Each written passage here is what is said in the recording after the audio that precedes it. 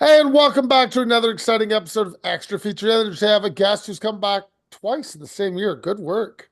His name Yeah, is thank you. Gino Thank you for having me. Alfonso. His film is Harvest.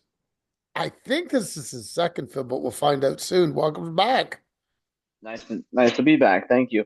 Actually, yeah, So, so it's kind of funny how the film played out. So Harvest was actually my second film, and then Hostage was my third. Compatible is my first, but getting ready to come out this summer. So they kind of came out in a different order than than okay. they should So have. we first did your second. So we did your second film first, and then we're doing your third film. So Hostage was the third film that we reviewed first. Harvest is Okay. the second film that we'll be reviewing. Yeah, Oh so it's my a little gosh. backwards. Okay. Well, welcome back. We can start at the easy point. Thank you. Um, let's start with the easy part. How is adapting another person's work? Because you didn't write this one. Yeah, no, this was based on a novella by Alan Welker, and he had sent me the book to read as a read for an honest review kind of thing, and it was just a piece that really stuck with me. It was a very brutal novella, and I had to kind of talk with him and say, like, if this is ever adapted into a movie, there's a lot of stuff that you're not going to be able to do in a film. Just a lot of the stuff dealing with the um, molestation stuff. He got a little bit graphic in the novella, which you can talk about in a book, but it's a little harder to do in a film. And with a lot of my past films being positive for kids, I didn't want to go that route, so I had to be as careful as possible with those moments. So I had to kind of bring it down quite a bit.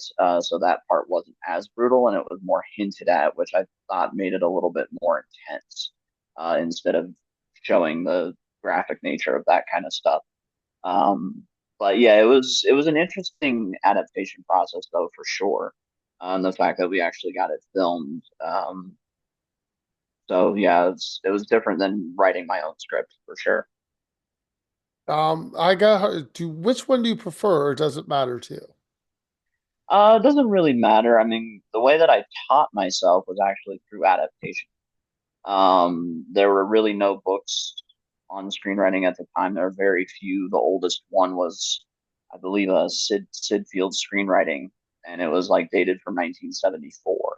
So like it was extremely dated, and I think the last film that it talked about was like Butch Cassidy and the Sundance Kid, screenwriting, structure and stuff like that. So I kind of had to teach myself how to write scripts. And then the best way I knew how was read a book and kind of break it down and how would I turn this into a movie.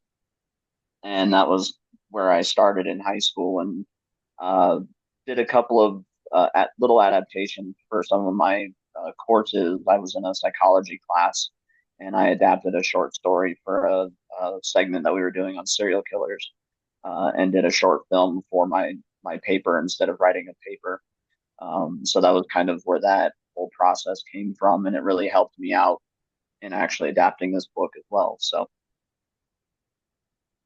So I gotta say, thank you for bringing Vernon Wells. Always makes me happy. I'm a big Vernon Wells fan. So, oh, of course, yeah, that was a treat for sure. I wasn't expecting him. It had been written for someone else, and it didn't work out. It was a little bit too big of a budget, and then one of my team members had a connection to Vernon, and he said I could bring on Vernon for a day. He just wants to do movies with friends and people he knows pretty much right now, and it was it was great working with him, and we had a lot to talk about before the shoot, and we just related on a personal level and talked a little bit of film stuff, but it was more about life and just us as people, and so just got to know him on that level, which was not something you normally get to do with somebody who's as established as that. You don't really get to have that one on one with people like that all the time. So it was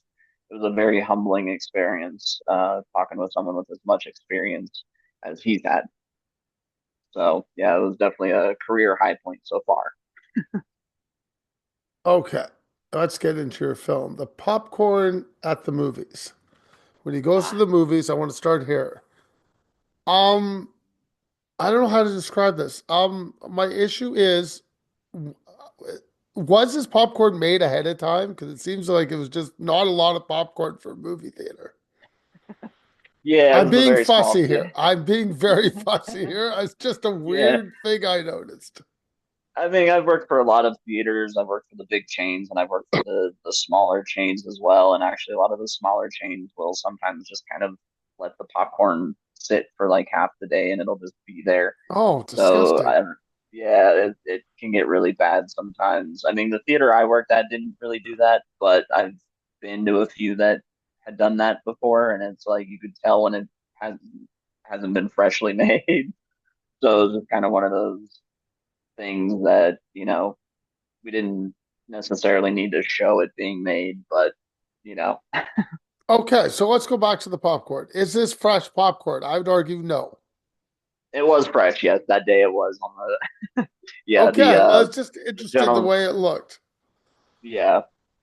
So you seem to have a ton of locations in this film. I mean, your first film I watched, you had mainly maybe two small locations, one big one and one minor. Here you have a ton. You are a busy boy on this one. It was, yeah, this one was a much broader scale. And as I said on the Hostage podcast, that we had shot those pretty much back to back. We shot in June and then we shot in May and then we shot in July. So we were doing those back to back. So it was, Harvest was, it was a lot. And actually, the theater that we ended up shooting in, we had two other locations that ended up falling through. One had approved us shooting there, but then at the last minute told us they were doing renovations in the theater, so we would only be able to utilize like one small section. We wouldn't have been able to utilize like the counters or anything like that. So it kind of took away from the look that I was going for of the theater. So like I didn't want to just shoot in the auditorium, and they weren't as keen on like the fake blood spraying around and stuff because I think it was an Alamo Draft House, so it was a little bit bigger of a chain. So it was, they had a little bit more on the requirement side of things of what you could and couldn't do and everything. So we wouldn't have been able to get away with half as much of what we did in the theater that we used, which was the Bug Theater, smaller, um, more of a stage theater that does shows for like short film festivals and stuff like that here in Denver. So they let us use their location, and then we held the premiere for Hostage at that theater as well. Well, I can't let you go that easy. I want to discuss the sushi place. Mhm. Yeah, the sushi place was great. They came on. It was a friend of um one of the actors in Hostage. He let us use the house in Harvest. That was his family's home. And then the woman that owned the sushi place was a friend of the family. And she's actually in the film. She's the one that takes their order. Oh, She's the one okay. that owns the sushi restaurant. We tried to get her son into it as well as an extra. He was all excited at first. He was like 10 or so, and then he got cold feet because he didn't know it was actually happening. He's like, they're shooting a movie here? Like, he was kind of befuddled for a bit. And then when we actually showed up with all the equipment and stuff, he got a little bit cold feet and was like, no, no, no, I'll just let mom do it. Okay. You have, I would say, three different houses here, maybe more. hmm Is it, or using the same house twice, and I've just missed it. No, they were all different houses, which is very rare. I always usually seem to have a hard time finding houses. Like when I was doing short films, it was always a pain to find a house. I try to write around not having a house because almost Fair everyone enough. I know is an apartment. Um, and it's definitely not quite the same feel. But as I've built up my network, I've been able to meet more people that are open to letting me use their homes as film locations. So it's always nice to be shooting in home base instead of like LA or, outside of where I'm from, because then I have access to all that without having to worry about, paying the person for the location or anything like that. So yeah, we had, I believe it was four. I think it was four for Okay, I'm Harvest. saying three. I wasn't sure because I'm like, Yeah, and I know the I'm pretty sure it was there's four. that makes sense. I'll give it to you. The bookstore, comic store. What is this store? Is it a Uh, comic book store or is it a used bookstore? it's a little bit everything. It's got comics, it's got pinball machines. I've actually utilized that location in like three of my projects. My other film compatible, we use it for the bookstore portion of it, and he has a section of just pinball machines, old-fashioned pinball machines. So he used that as the location for another film. But it's called Mutiny Cafe, and they've been great. They've let us. They're kind of one of my go-to locations for a lot of projects because it's a one size fits all almost, other than being a house. But I could utilize it for a restaurant, for a bookstore, for any number of things. I got a creepy little basement kind of thing underneath too. So like if you wanted to do like a Terrifier type of thing, you can do all kinds of creepy stuff down there. But they've been around for God, a long time. So music. I'll let you go nuts on your music now. Music, yes, that is done by Andy Kopaz. He's a independent musician, and he's done a couple of my short films as well, and he's doing the score for my film Compatible also. But he does some great music, very ambient type of stuff, but he can adapt to just about anything. Okay. As I'm watching the film, I had one small concern. So you can help me. I found I wanted longer kill shots. Was that done on purpose to keep them very curt?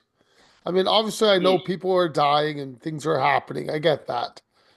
But I yeah, find I wanted it to be, I don't know, maybe 10 seconds more. Let's something easy like that. Why was that yeah. shorter? They're yeah. I took the choice to cut them down a bit because the when we sat on them, it just felt out of place almost sitting on them too much longer. I didn't want it to feel like a Lars von Trier kind of thing, like House that Jack built, where it was just like in your face kind of kills. Wanted to go with the more less is more on it, and leave you kind of unsettled on it as well, especially with some of the more intense ones than just like the stabbings or like the light chokings, like the more in your face kills. I wanted those to be quick, sharp, and be really feeling something after you saw those. Where's the spray painted wall? That is actually the back wall of the Mutiny Cafe, the bookstore. Oh, wow, this place It is all over this is place. like yeah, like I said, it's like you look at it from the alleyway, and the alleyway looks like something on a movie lot, like just something that you would just be like, oh yeah, we could use this little section of the Universal back lot or something. Like it just has Yeah. that feel. And so I've found some great little spots like tucked in the back that we've utilized for a lot of locations and other projects as well too. So, as you read the novella, does it have this much killing in the novella, or did you add more or take away? Actually took away a little bit because the some of the other kills would have upped the budget. There was like some kills like where like a woman was killed in a car accident, or throats like splashed and the car like explodes a little bit. So there was like a lot more in that sense. And I'd planned on doing it on a bigger budget, and it was at the time when I wasn't sure what kind of financing I was going to be getting. So I decided to see which projects I could take and do on a smaller budget so that I can actually start building a track record for myself as a director. And this was one of those that I felt could be whittled down to this size budget. And it worked for what it needed to be. Did you have any problem casting your main lead? I find he has to have a certain look, I would say. Yeah, no, I've worked with Justin before on a couple of shorts, and we've known each other for a while. And he was the first person I thought of for it because it was something very different for him, and I wanted him to feel that as well. And I think that worked for him, and it really comes across, I think.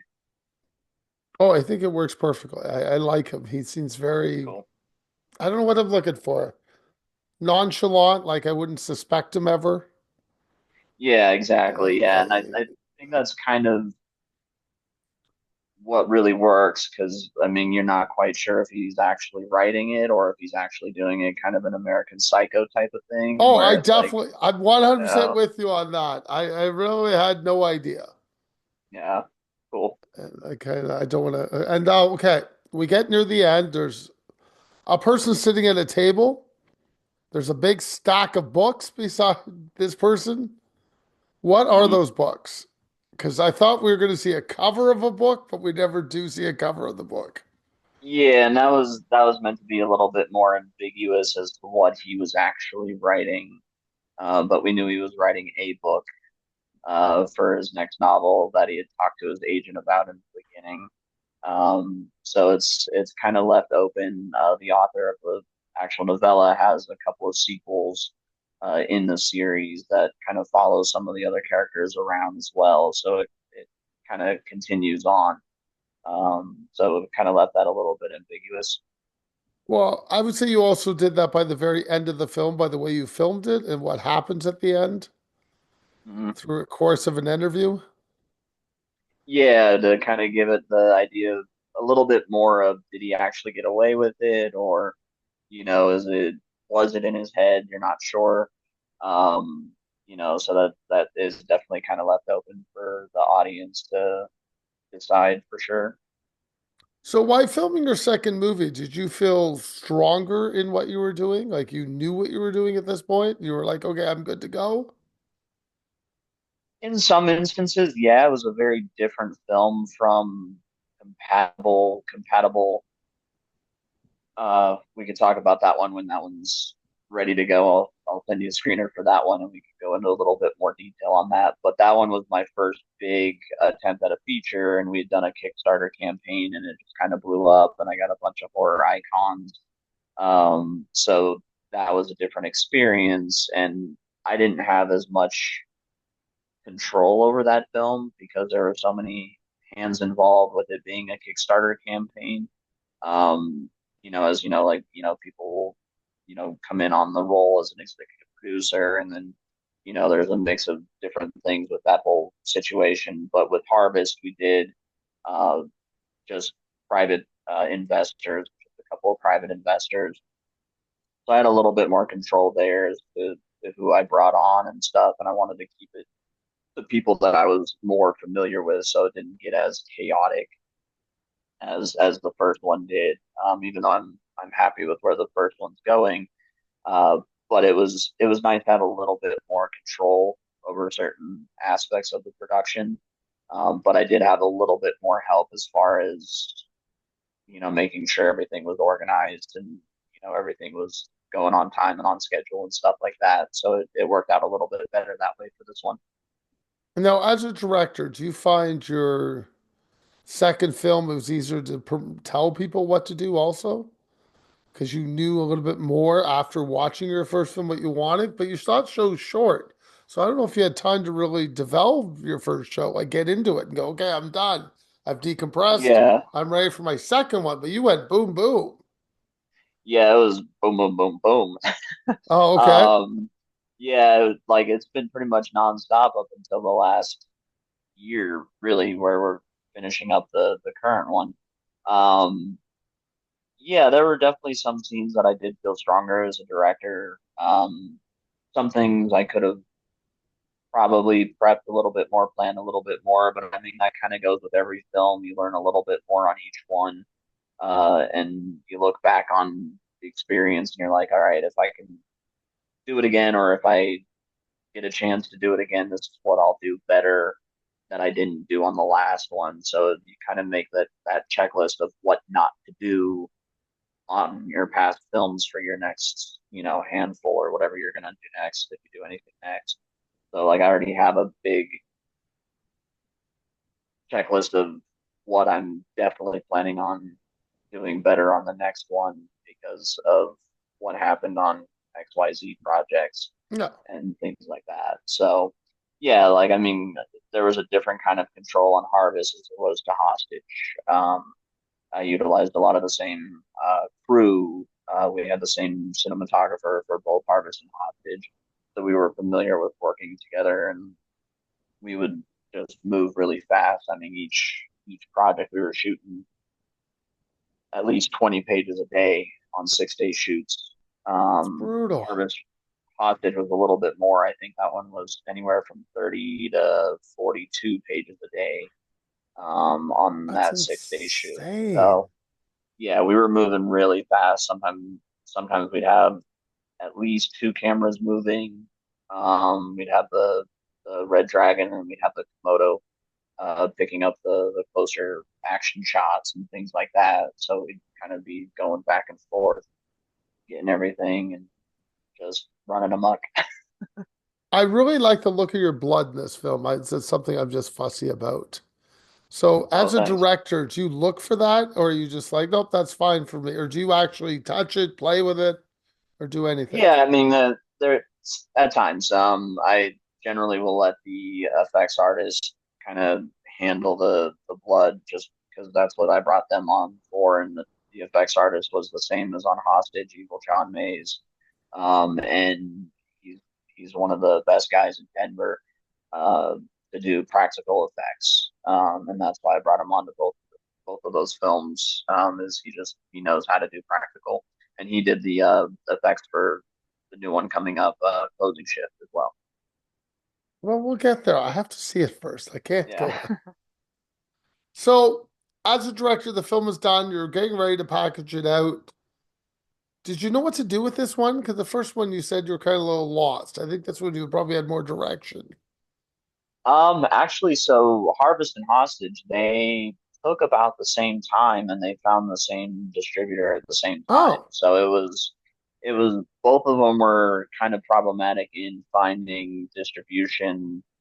Um, just because the first guy that I had as a sales rep just didn't seem to be going out to the right people for it. He wasn't getting the deals that I was expecting or any kind of minimum guarantee, which I know is few and far between with independent films sometimes, but we were looking for at least a little something and it just wasn't working. And so we took a step back, at least with Harvest, and we did a couple of re-edits, went back and did a couple of pickup shots to add a few things, like the shot at the end with the interview. We did that as a pickup to kind of add a little bit more of a closed ending or semi-closed ending to give it a little bit more um, for the audience, so it wasn't as like what did I just watch kind of thing, and so that kind of worked out a little bit better. And then I ended up actually having a connection with Breaking Glass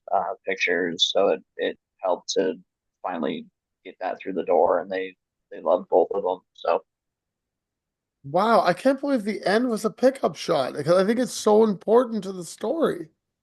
yeah, definitely. Yeah, we So, did in that being a pickup shot almost a year later. wow. So, You know, did you have to write that? Like, I don't want to ruin it. So, when you were doing this, is there actual dialogue, or you just tell the not your actor, the other person the shot just to go with it and do what they do?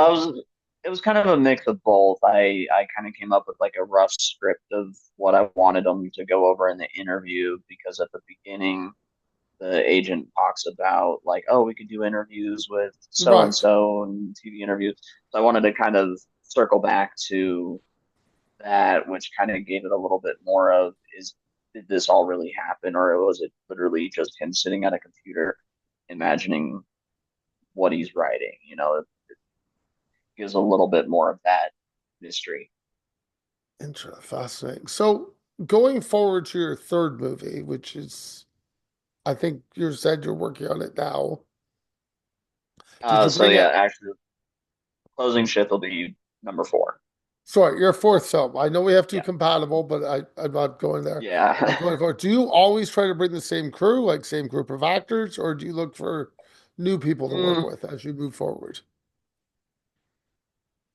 it's a toss up. I mean, it just depends on the project. If it works out to bring on the same people, I try to. a lot of the times behind the scenes people I like to uh, mix up a little bit. Like I have some of the same people, but then some new blood like DP or assistant director or something like that, or actors. I like to mix it up as much as I can. I do have a lot of the same people in some of my previous work, but now that I'm moving on to some other things, I'm looking to branch out a little bit more. But if you know, if it's the right project, just especially if it's a project that I'm going to be coming up on as far as like the budget of the film, if it's a bigger budget, I want to bring on some of those people that were supportive in the smaller budget, films and, Hmm. give them an opportunity as well. So I like to pay it forward, especially if I wasn't able to literally pay them as much as I should have been able to on a previous film and say like, hey, here's this for you for, thanks for coming on to XYZ project or whatever from the past. Okay, well, we've done this before. We're going to move on to fun questions. Your favorite band? Ooh, that's a tough one. I'm definitely old school. I like the old rock and rolls, 60s, 70s bands. I'm really big on like Led Zeppelin, AC/DC, that kind of stuff. I think I was born in the wrong era just by a little bit. Kind of that old soul. My parents kind of got me onto that music, and I think that has a lot of effect in my writing too. That'll be what I listen to sometimes for inspiration to some of that like heavy rock with like the real lyrics that are actually about something. Where like a lot of the modern music is like, what did I just listen to? Almost like some of the modern movies. You're like, uh, how did that get made? How did that get distributed or released? But so you give them a chance. But not everything's for everyone, and I like to kind of stick to what I'm familiar with. But yeah, Your favorite food? favorite food. Well, I'm Sicilian, so I know I should probably say Italian. Italian is definitely up there, but I also love Mexican food though. There's I love a nothing good wrong. Any answer you want to give works for me. I love good chili rellenos or enchiladas. And this one's easy. Your favorite TV show of all time? Seinfeld. There you go. Before we let you go, tell everybody where they can find your stuff on Tubi. We know that. Yeah, so Harvest and Hostage right now are on Amazon Prime, Tubi, Roku channel, and Flotsam. And your new movie will be released. Uh, Compatible. We have a theatrical premiere May 10th in Denver, Colorado. We'll have a link for that shortly. Closing shift is still in post production, so we'll know a little bit more in a few months on that one. Okay. Thank you for your time. Have a great evening. Thank you so much. Good to be back.